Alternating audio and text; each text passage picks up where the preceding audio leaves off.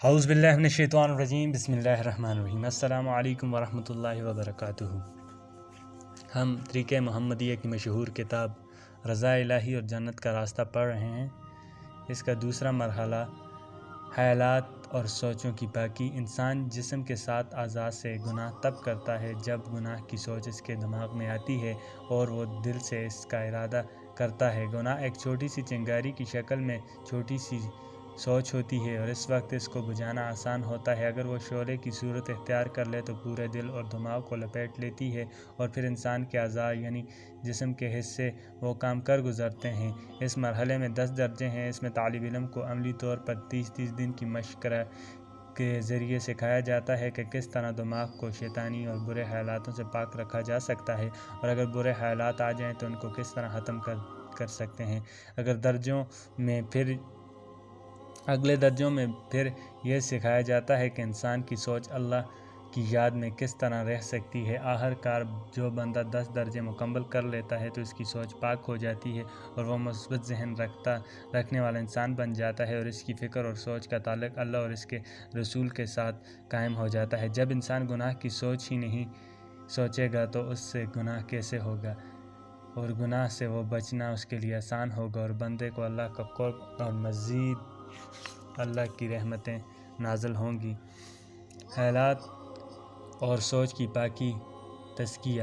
پہلا درجہ، کوئی برا خیال اور سوچ خود نہ لائے۔ اگر شیطان اور نفس کی طرف سے آ جائے تو اس کو آگے نہ بڑھنے دے، بلکہ اللہ کی پناہ مانگ کر سوچ کو اللہ اور اس کے رسول اور آخرت یا کسی جائز دنیاوی کام کی طرف لے جائے۔ اس خیالات سے لڑنا نہیں ہے، اس سے وہ اور زیادہ آئیں گے۔ مثال، کسی کو برے خیال آ گیا ہے، اب وہ دعا کرے کہ اے اللہ اس برے خیال یا وسوسے سے میری حفاظت فرما، اعوذ باللہ من الشیطان الرجیم پڑھے۔ اس کے بعد اپنی سوچ کو اللہ تعالیٰ کی قدرت اور اس کے علم کی طرف لگائے۔ اللہ تعالیٰ سے اس برے خیال کا علم ہے اور وہ مجھے عذاب دینے کی قدرت رکھتا ہے، پھر اپنے کسی جائز کام کی طرف سوچ شروع کر دے۔ یہ دعا بھی پڑھے، آمنت باللہ ورسولہ، میں اللہ اور اس کے رسول پر ایمان لایا۔ دوسرا درجہ، انسان کو نماز، تلاوت اور ذکر اللہ کی یاد دلاتے رہتے ہیں اور دنیا کے کام اور مشغلے اکثر اللہ کے دھیان سے غافل کر دیتے ہیں۔ ہر دنیاوی کام میں نفع اور نقصان ہونے کا امکان ہے اور نفع اور نقصان اللہ تعالیٰ کے قبضے قدرت میں ہے۔ اس درجے میں ہر بندہ بڑی دنیاوی کاموں سے پہلے اللہ تعالیٰ سے دل ہی دل میں دعا کرے، اے اللہ اس کے شر اور برائی سے میری حفاظت فرما اور اس کے ذریعے مجھے فائدہ پہنچا۔ گویا ہر دنیاوی کام اور مشغلہ جو عام طور پر انسان کو اللہ تعالیٰ سے غافل کرتا ہے، اس مشق سے ہر کام اللہ تعالیٰ سے بندے کا رابطہ جوڑ دیتا ہے۔ مثال نمبر 1، جب انسان کام کے لیے گھر سے باہر نکلے تو دل سے یہ دعا کرے، اے اللہ میرے شر سے لوگوں کو محفوظ رکھنا اور میرے کام میں برکت دینا اور دوسروں کے شر سے مجھے محفوظ رکھنا۔ جب کوئی مصیبت آ جائے تو دل سے دعا کرنا، اے اللہ مجھے صبر عطا فرما اور اس مصیبت کو مجھ سے دور فرما اور میرے گناہوں کو بخش دے اور اس کو میرے گناہوں کا کفارہ بنا۔ تیسرا درجہ، اس درجے میں دل اور دماغ میں یہ تصور کرنا ہے کہ اللہ تعالیٰ ہر وقت میرے ساتھ ہے، مجھے سن رہا ہے، مجھے دیکھ رہا ہے اور میرے ہر جائز اور ناجائز کام کو دیکھ رہا ہے۔ اللہ تعالیٰ سے اجازت مانگے اور پھر اس کام کو کرے۔ اللہ تعالیٰ کا نام لے کر شروع کرے، جب بھی بھول جائے تو دوبارہ خیال اس طرف لے آئے۔ پہلے بڑے بڑے کاموں سے شروع کرے اور آہستہ آہستہ چھوٹے کاموں کے متعلق بھی یہی طریقہ اختیار کر لے۔ جب کسی کو یقین ہوتا ہے کہ میرے ساتھ کوئی بہت بڑی ہستی موجود ہے تو فطری طور پر انسان جائز امور میں بھی اجازت مانگتا ہے۔ مثال کے طور پر نماز، ذکر، تلاوت، کھانا، سونا، ہر کام سے پہلے دل میں عرض کرے، اے اللہ مجھے اس کام کی اجازت عطا فرما اور اس میں برکت عطا فرما۔ چوتھا درجہ، اس درجے میں جب حضوری یعنی اللہ پاک کے ساتھ ہونے کا دھیان جم جائے تو 40 مسنون دعائیں یعنی جس طرح اور جن لفظوں سے ہمارے آقا حضرت محمد مصطفیٰ صلی اللہ علیہ وسلم نے پڑھی ہیں، اللہ تعالیٰ کو یاد فرمایا ہے تو اس طریقے کی اتباع کرے۔ مثال، جن کاموں کے لیے جن کاموں کے ساتھ اکثر واسطہ پڑتا ہے ان کے مسنون دعائیں یاد کریں، مناسب وقت پر حضوری کے ساتھ ان کی تلاوت کریں۔ مثال کے طور پر کھانا پینا، سونا، گھر سے باہر نکلنا، بازار جانا، کپڑے پہننا، محنت مزدوری کرنا اور تجارت وغیرہ کے متعلق حضور اقدس صلی اللہ علیہ وسلم کی سکھائی ہوئی دعائیں پڑھیں۔ 5واں درجہ، اس درجے میں مسلسل دھیان اللہ کی طرف لگائے رکھے، اس طرح کہ اللہ ہر وقت ہر جگہ مجھے دیکھ رہا ہے، ہر وقت ہر جگہ مجھے سن رہا ہے۔ جو وقت غافل یعنی بھول میں گزرا ہے اس کو دی گئی شیٹ یا کاغذ پر لکھ لیں تاکہ پتہ چلے کہ 24 گھنٹوں میں کتنے گھنٹے وہ حضوری میں اور کتنے گھنٹے فضول غفلت میں گزرے ہیں۔ 6واں درجہ، اللہ تعالیٰ کے فرمان کا مفہوم ہے زمین اور آسمان کی مخلوق کو تخلیق یعنی پیدا کرنے میں نشانیاں ہیں۔ یہ نشانیاں خالق کی طرف سے اشارہ کرتی ہیں۔ اس درجے میں بندے کے ارد گرد کی مخلوق اور حادثے اور واقعات پر غور کر کے کس طرح یہ مخلوق اور واقعات اس کو اللہ تعالیٰ کی یاد کی طرف رہنمائی کرتے ہیں۔ روزانہ 7 ایسے سبق اور عبرتناک باتیں لکھ کر، مثال آپ کے سامنے یا آپ خود بیمار ہو گئے ہیں تو یہ اشارہ ہے کہ یہ زندگی عارضی ہے اور بیماری اور شفا اللہ تعالیٰ کے قبض قدرت میں ہے، اور مزید یہ کہ انسان کس طرح دنیاوی مشغلوں کے بہانے بنا کر نماز اور دینی کاموں میں سستی کرتا ہے۔ اب بھی تو وہ سارے کام چل رہے ہیں جس طرح میں بیمار ہو گیا ہوں، پتہ بھی نہیں چلا۔ اس طرح موت بھی اچانک آ سکتی ہے کیونکہ یہ سارے اموار اور معاملات اللہ کے قبض قدرت میں ہیں، اس لیے اس کی طرف دھیان کرے اور اس کے حکموں کے مطابق زندگی گزارنے کی کوشش کرے۔ 7واں درجہ، مثبت اور اچھی سوچ۔ اس درجے میں بندے کے ذہن اور سوچ کو مثبت بنانے کی مشق کرائی جاتی ہے۔ مثبت سوچ سے انسان کو نفع ہوتا ہے اور اس سے اللہ تعالیٰ مزید اپنا قرب عطا کرتے ہیں۔ اس کو حسن ظن اور نیک گمان بھی کہتے ہیں۔ اس کی کئی مثالیں ہیں۔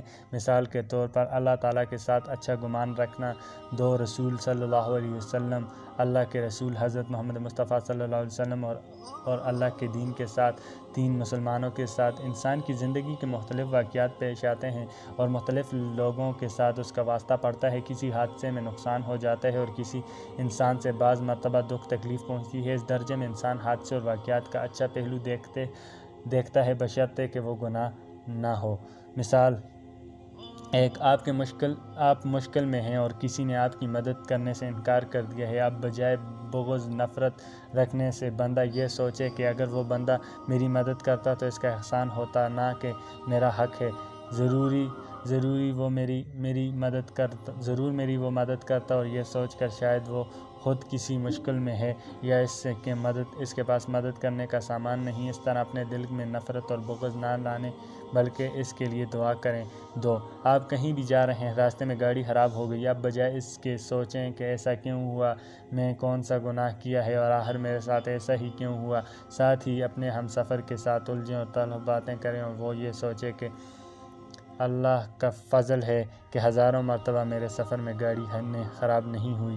اگر میں نے کوئی بے احتیاطی نہیں کی تو شاید اس میں اللہ تعالیٰ کا علم میں ہمارے لیے خیر، اور اللہ تعالیٰ نے ہمیں بڑی مصیبت سے بچانا ہے، کیونکہ غصہ اور چڑچڑا ہونے سے کوئی کام سنورنے کے بجائے بگڑ جاتا ہے۔ 8واں درجہ، اس درجے میں بندے کو اس کی امر کی مشق کرنی چاہیے کہ زندگی میں ہونے والے حادثات اور واقعات اور انسانوں کے رویے کے بارے میں بندہ منفی اور غلط سوچوں کو نظر انداز کرے، اور اگر غیر ارادی طور پر آ جائیں تو اس کو دل میں نہ بٹھائے بلکہ مثبت اور اچھی سوچوں کے ذریعے اس کو ختم کر دے۔ مثال، دنیاوی نعمتوں کے اعتبار سے ان لوگوں کے مال دولت پر غور نہ کرے جن کے پاس آپ سے زیادہ، بلکہ ان لوگوں کو دیکھے جو آپ سے کم ہیں مال اور رزق پر گزارا کر رہے ہیں۔ اس طرح دنیاوی نقطۂ نظر سے اپنے سے زیادہ نیک لوگوں کے متعلق سوچیں، نہ کہ جو آپ سے زیادہ گناہوں میں مشغول ہیں۔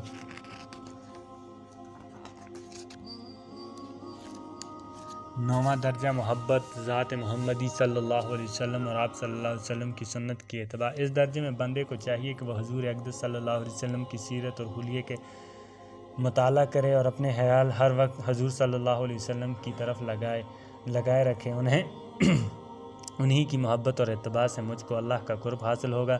اس کے ساتھ ظاہری طور پر حضور کی سنت کی پیروی اور تمام اموار میں کرے، اس طرح کہ اگر حضور اقدس صلی اللہ علیہ وسلم میرے ساتھ ہوتے تو جس طرح میری رات اور دن گزرتے بس اسی طرح گزارنے کی کوشش کرے، مثال سونے، جاگنے، کھانے پینے، لباس، کام کاج، اخلاق اور حضور صلی اللہ علیہ وسلم کی پیروی کرے، اور خیال کی دنیا میں یہ سوچے کہ حضور صلی اللہ علیہ وسلم اس کے کام کو کس طرح کرتے۔ 10واں درجہ حضوری، اس درجے میں پوری توجہ کے ساتھ اللہ تعالیٰ کی ذات کی طرف توجہ کرے اور ساری زندگی رات دن اس طرح گزارے کہ اللہ تعالیٰ مجھے دیکھ رہا ہے اور یقیناً وہ میرا خالق اور مالک ہے اور مجھے سن رہا ہے اور میرے ساتھ ہے، جس طرح اللہ کے سامنے کرتا ہے۔ اس درجے میں 2 چیزوں کا ہونا ضروری ہے، ایک خیال اور دھیان اللہ کی طرف اور دوسرا اس کے مناسب عمل۔ تیسرا مرحلہ، جسم اور جسم کے 7 حصوں اور دماغ کو گناہوں سے پاک کرنے کے باوجود کچھ گناہ ایسے ہیں جو نظر نہیں آتے لیکن وہ بہت خطرناک ہیں اور انسان کو جہنم میں لے جا سکتے ہیں۔ وہ حسد، بغض، دکھلاوا، تکبر، دنیا کی محبت، شہرت کی محبت، بخل وغیرہ ہے۔ یہ بری صفات انسان کے دل میں ہوتی ہیں جو نظر نہیں آتی۔ اس مرحلے میں ان بری صفاتوں کو بدل کر ان کو اچھی صفات بنانا، مثلا صبر، شکر، تواضع، محبت الہی، زہد یعنی دنیا سے بے رغبتی اور قلب کو سجایا جاتا ہے۔ انسان کی 4 حالتیں ہیں۔ انسان کی یہ ساری زندگی صرف 4 حالتوں میں گزرتی ہیں، ایک حالت اطاعت، حالت گناہ، حالت نعمت، حالت مصیبت۔ اس مرحلے میں انسان کو ان 4 حالتوں کا درست رد عمل سکھایا جاتا ہے، جس کی وجہ سے اس کی ساری زندگی آخرکار نعمت بن جاتی ہے اور بندے کو پاک زندگی یعنی حیات طیب نصیب ہوتی ہے۔ 1 اطاعت کا درست رد عمل، عاجزی، بندگی اور اخلاص۔ 2 گناہ کا درست رد عمل، ندامت، شرمندگی، استغفار اور توبہ۔ 3 نعمت کا درست رد عمل، شکر، نعمت دینے والے کی طرف نسبت کرنا۔ 4 مصیبت کا درست رد عمل، صبر اور گناہوں سے رکنا اور اللہ تعالیٰ کی طرف رجوع کرنا۔ ان میں سے ہر ایک کے 10 درجے ہیں جس میں طالب علم کو علمی اور ذہنی اور روحانی طور پر مشق کرائی جاتی ہے۔ اسی کے ساتھ ہم کو اجازت دیجیے، اللہ حافظ، پھر انشاءاللہ اگلی ویڈیو میں ملیں گے۔